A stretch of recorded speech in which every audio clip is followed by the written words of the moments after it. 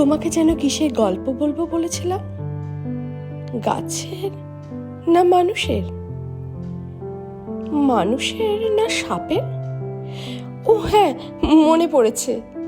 গাছের মতো একটা মানুষ আর সাপের মতো একটা নারী। কুয়াশা যেমন খামচা মেরে জড়িয়ে ধরে কখনো কখনো দুধকুমারী আকাশকে, সাপটা তেমনি 7 পাকে জড়িয়ে ধরেছিল গাছটাকে।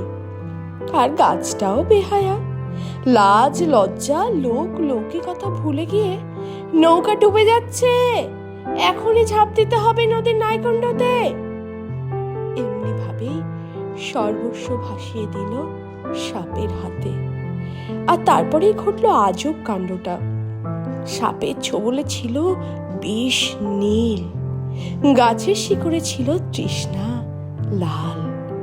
ছোবল খেতে খেতে নীল পদ্মে ভরে উঠল গাছ। আর গাছের আলিঙ্গনে গুঁড়ো হতে হতে সেই শঙ্খচূড় সাপটা আলতা সিঁদুরে রাঙা বিয়ের কোণে। আর এই সব দৃশ্য দেখতে দেখতে আকাশে আইবুড়ো নক্ষত্রগুলো হেসে গলে গা ঢলাঢলি করে বলে উঠল, আজ সারা রাত জাগবো ওদের বাসর।